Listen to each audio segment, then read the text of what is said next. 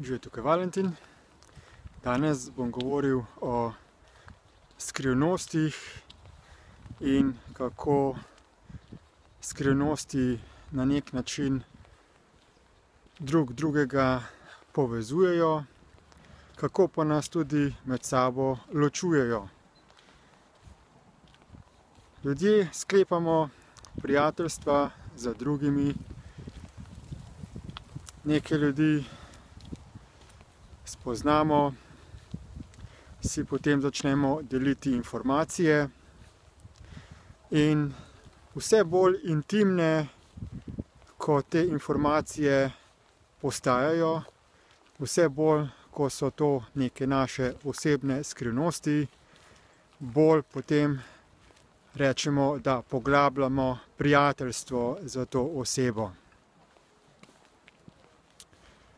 In seveda zaupne informacije, skrivnosti, ki jih zaupamo tem prijateljem, želimo, da ostanejo samo med nami in njim. Zaupanje med prijatelji torej temelji na tem, da ohranjamo naše lastne skrivnosti. Skrivnosti so neke informacije, za katere smo prepričani, da jih ne smejo vedeti drugi oziroma širša javnost, ker bi se nam ali posmehovali, ali nas zaničevali, ali nam kako drugače škodili. In mislimo, da določene stvari, ki so se nam zgodile v življenju, da so nekaj zelo skrivnostnega, nekaj posebnega, nekaj nenavadnega in da smo samo mi tisti, ki se nam je kaj takega zgodilo, zato ne smemo informirati o teh stvareh druge ljudi, kajti potem bi nas čudno gledali. No, v teh skrivnostih tiči nekako dvorezen meč, kajti obstajajo skrivnosti, ki so namenjene za to, da človeka opolnomočijo, če si jih deli, in pa obstajajo neke skrivnosti, ki so v bistvu laži oziroma nerealne informacije. Ljudje doživljamo določene stvari in ko se nam nekaj nenavadnega zgodi, ne upamo to deliti z ostalimi. Zato, ker se nam zdi, da ostali nimajo takih izkušenj kot mi in da nas ne bi zmogli razumeti.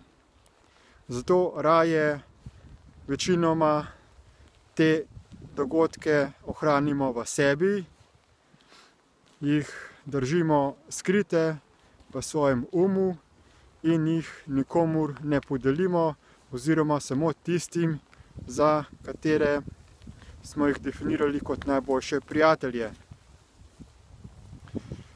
Če pa pogledamo, kakšne imamo pravzaprav izkušnje ljudje na tem svetu, in če bi začeli te stvari deliti med sabo, potem pa bi lahko spoznali, da si več ali manj delimo enake izkušnje, enake probleme, in če bi si te informacije podelili, bi lahko tudi prišli do rešitev, do spoznanja, da potrebujemo stvari na tem svetu izjemno spremeniti, da ne bi kot posamezniki doživljali nekih travmatičnih, bolečih dogodkov in izkušenj.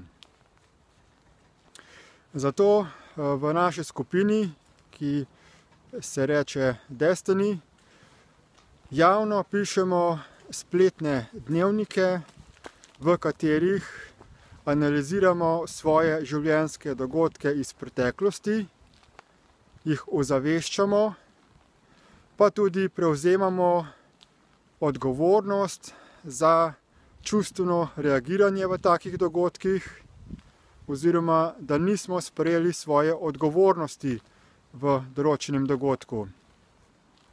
Te informacije javno razširjamo zato, da pokažemo, da ne glede na to, kako sramotno dejanje se nam je zgodilo, kako boleč, travmatičen je bil dogodek iz naše preteklosti, da se nam tega ni potrebno skrivati in sramovati in da več ljudi, ko si bo take dogodke in izkušnje delilo, prej bomo spoznali, da imamo vsi enake probleme in da so potrebne rešitve, za katerimi bomo zelo hitro lahko vse te naše enotne probleme odpravili. So tudi določene informacije, ki se skrivajo pred drugimi. To pa je določeno napredno znanje o tem, kako deluje kako funkcionira to stvarstvo.